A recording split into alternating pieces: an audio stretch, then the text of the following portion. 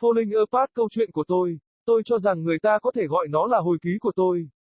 Hoặc có lẽ là một cuốn tự truyện. Tuy nhiên, với tư cách là nhân vật chính trong đó, tôi phải đảm bảo với bạn rằng, nó không phải là một bộ phim dễ chịu. Không phải là một câu chuyện kết thúc bằng một cái kết cổ tích. Chắc chắn không ai trong đó nhân vật chính chiến đấu với tất cả các cuộc đấu tranh không ngừng của họ và cuối cùng chinh phục được ước mơ của họ.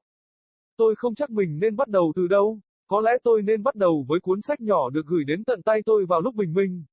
Là một nhà phê bình ẩm thực, tôi đã đi khắp thế giới, đêm và ngày, từ góc này sang góc khác để tìm kiếm một nhà hàng phù hợp nhất.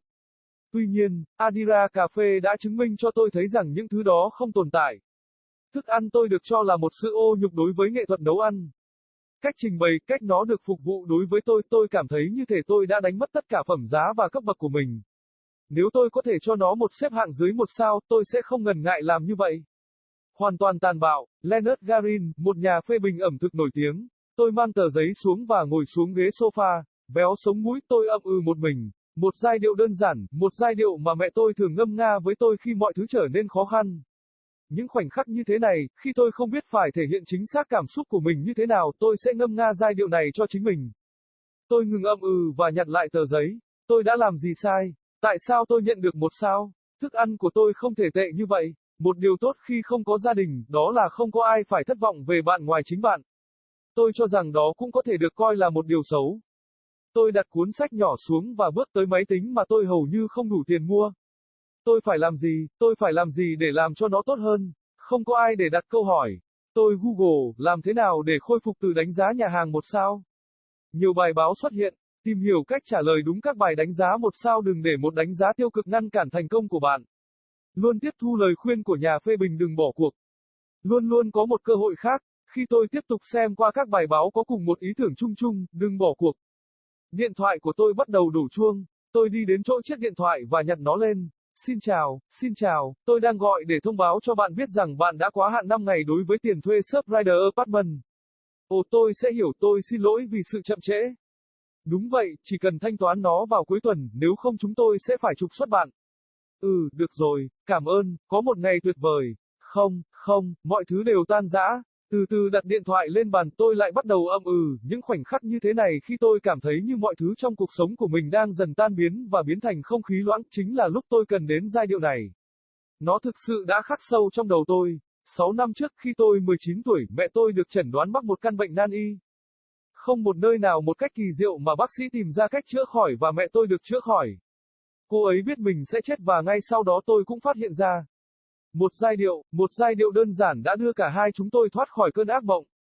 Một giai điệu mà tôi không thể nhớ từ, nhưng cùng với giai điệu tôi nhớ một câu mà cô ấy sẽ luôn nói với tôi khi mọi thứ dường như sắp đổ vỡ. Cuộc sống và những quyết định của nó giống như một chiếc cầu thang Adira. Bạn có thể đi xuống hoặc đi lên, tất cả phụ thuộc vào cách người ta nhìn nhận nó. Bất kể bạn đi theo hướng nào, bạn sẽ luôn đi đến một nơi nào đó, tôi không bao giờ hiểu điều đó có nghĩa là gì. Lên hoặc xuống, làm thế nào một người nhìn thấy nó, bất kể mẹ tôi nghĩ bài hát có ý nghĩa gì, đối với tôi, nó luôn có nghĩa là tiến về phía trước. Cô ấy sẽ luôn hát bài hát khi không có gì thành công nhưng chúng tôi cần phải vượt qua và tiếp tục tiến lên. Tôi ngâm nga một giai điệu, một số người đếm ngược, nhưng tôi chưa bao giờ hiểu tại sao mọi người lại đếm ngược khi mọi thứ đã quá rõ ràng, người ta nên đếm ngược. Khi cha tôi rời đi, cô ấy tiến về phía trước và mở một nhà hàng. Khi tiền ngày càng eo hẹp, cô ấy tiến lên và làm việc nhiều giờ liền. Nhưng khi cô ấy mắc bệnh, tại sao cô ấy không tiếp tục tiến về phía trước? Thay vào đó, cô ấy chết 3 năm sau đó. Nhìn mẹ tôi tạo ra những món ăn tuyệt vời này không có gì khác ngoài một số đồ dùng và một vài nguyên liệu đã khiến tôi nảy sinh niềm đam mê nấu nướng. Khuấy đều 3 bát cùng một lúc trong khi ngửi và nếm các món ăn. Trộn các loại gia vị lạ và riêng biệt để tạo ra hỗn hợp gia vị ngon tuyệt, dành nhiều năm để hoàn thiện công thức nước sốt để miệng có thể chảy nước ngay khi nhìn thấy thức ăn, ngắm nhìn nụ cười và niềm vui sướng tràn ngập lòng người, khuôn mặt khi họ ăn miếng đầu tiên của một công thức mà có thể mất hàng tháng để hoàn thiện tất cả. Tôi yêu tất cả, vì vậy, tôi đã tiếp quản nhà hàng của cô ấy khi cô ấy yếu và không thể xử lý được nữa. Tôi thích nó hơn bất cứ điều gì tôi đã làm trong đời. Nhưng một khi mẹ mất, nấu ăn, làm bồi bàn, thậm chí vào gần bếp, mang tất cả những gì tôi có với mẹ về. Niềm đam mê, tài năng và kỹ năng của tôi có thể vẫn ở đó. Nhưng đau buồn dường như chế ngự tất cả. Falling Apart, my story. I suppose one could call it my memoir. Or perhaps an autobiography. Nevertheless, as the main character in it, I must assure you, it is not a pleasant one. Not a story that ends with a fairy tale ending. Certainly not one in which the main character battles all of their incessant struggles and ultimately conquers their dream. I am unsure as to where I should start. Perhaps I should begin with the pamphlet that was delivered to my very hands at dawn. As a food critic, I have traveled the world, night and day, from corner to corner in search of the most proper restaurant. However, a Dairis cafe has proved to me that those don't exist.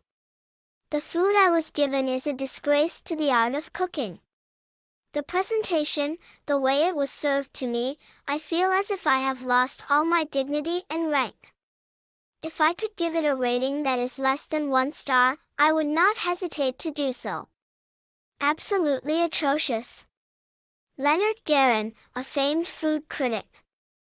I bring the paper down and sit down on the sofa. Pinching the bridge of my nose, I hum to myself. A simple tune, one my mother used to hum to me when things got rough. Moments like these, when I was unsure of how exactly to express my emotions, I would hum this tune to myself. I stop humming and pick the paper back up. What did I do wrong? Why did I get 1 star? My food couldn't have been that bad.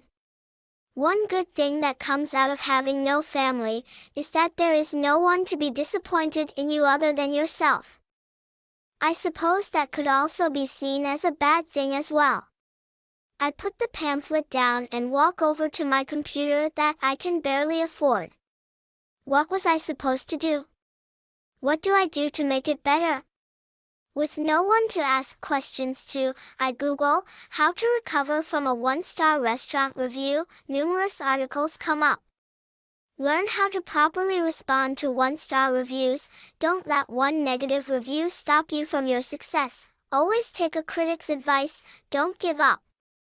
There's always another chance. As I keep browsing through the articles that seem to display the same generic idea, don't give up, my phone starts ringing. I walk over to the phone and pick it up. Hello, hi. I'm calling to let you know that you are overdue by 5 days for your rent for Surfrider Apartments. Oh, I'll get it in. I'm sorry for the delay. Yep, just get it paid by the end of the week, otherwise we will have to evict you. Yeah, okay, thanks. Have a great day. No. Everything was falling apart. Slowly placing my phone on the table, I start humming again.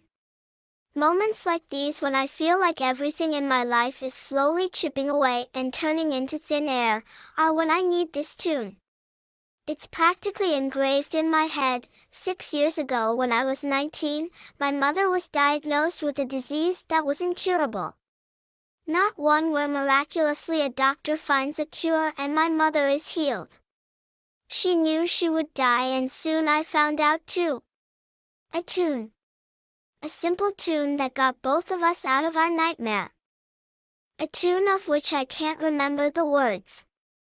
But along with the tune, I remembered one phrase she would always tell me when things seemed to be falling apart. Life and its decisions are like a staircase, a daira.